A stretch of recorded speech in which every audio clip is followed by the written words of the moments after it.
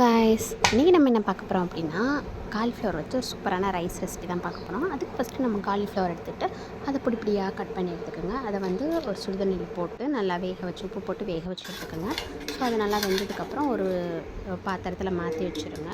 So அதுக்கப்புறம் நம்ம அதுக்கு தேவையான மசாலா ரெடி பண்ண போகிறோம். ஸோ ஒரு ட்ரையான பேனை வந்து அடுப்பில் வச்சு சூடானதுக்கப்புறம் கடலைப்பருப்பு ஒரு டேபிள் ஸ்பூன், உளுந்தம்பருப்பில் ஒரு டேபிள் ஸ்பூன், ஒரு டேபிள் ஸ்பூன் அளவுக்கு மிளகு, ஒரு டேபிள் ஸ்பூனும் கொஞ்சம் கம்மியாக கூட மிளகு ஆட் பண்ணிக்கலாம். அதுக்கப்புறம் மல்லி வந்து ஒரு டீஸ்பூன், பட்டை, லவங்கம், அது கூட சீரகம் எல்லாம் போட்டு நல்லா வறுத்துக்கோங்க.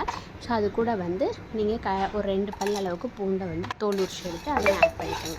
ஸோ இது நல்லா வறுபட்டதுக்கப்புறம் இதோட கொஞ்சமாக மிளகாய் தூளும் உப்பும் ஆட் பண்ணி நல்லா வந்து பொடி பண்ணி வச்சுக்கோங்க. ஸோ குறப்பாக பொடி பொடியாக இருந்தால் கூட ஓகே.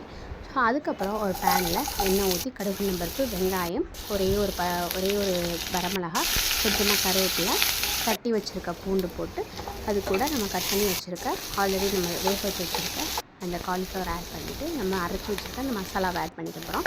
ஸோ ஆட் பண்ணி நல்லா மிக்ஸ் பண்ணணும். ஸோ அந்த மசாலா எல்லாம் ஒன்றோட ஒன்று நல்லா மிக்ஸ் ஆனதுக்கப்புறம் நம்ம ஆல்ரெடி பாயில் பண்ணி வச்சிடணும் ரைஸை. ஸோ இது நல்லா மிக்ஸ் ஆனதுக்கப்புறம் சென்டரில் ஒரு 3 எக்கு உடச்சி ஊற்றிக்கோங்க. நான் வந்து 3 எக்கு எடுத்திருக்கேன். நீங்கள் 2 எக்கு கூட யூஸ் பண்ணிக்கலாம். நான் சின்னமாக இருக்கிறதுனால நான் 3 யூஸ் பண்ணியிருக்கேன். அதுக்கு தேவையான அளவு சால்ட்டு போட்டு அதை நல்லா மிக்ஸ் பண்ணிவிட்டு இந்த காலிஃப்ளவரோட நல்லா மிக்ஸ் பண்ணணும். பாயில் பண்ண ரைஸை வந்து நல்லா ஓரளவு, அதாவது ரொம்ப மசிச்சாப்பில் பாயில் ஆகாமல் ஓரளவு விதையாக இருக்கிற மாதிரி கூட எடுத்துக்கோங்க, ரொம்ப விதையாக இல்லாமல்.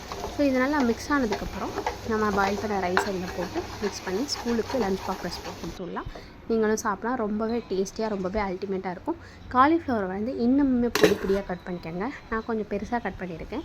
நீங்கள் காலிஃப்ளவரை இன்னும் பொடி பொடியாக கட் பண்ணி கூட ஆட் பண்ணிங்கன்னா இன்னும் சாதத்தோடு நல்லா மிக்ஸ் ஆகும்.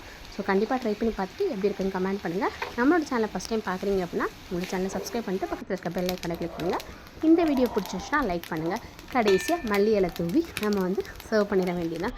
ஸோ இந்த வீடியோ பிடிச்சினா லைக் பண்ணி உங்கள் ஃப்ரெண்ட்ஸ் அண்ட் ஃபேமிலிக்கு ஷேர் பண்ணுங்கள். தேங்க்ஸ் ஃபார் வாட்சிங்.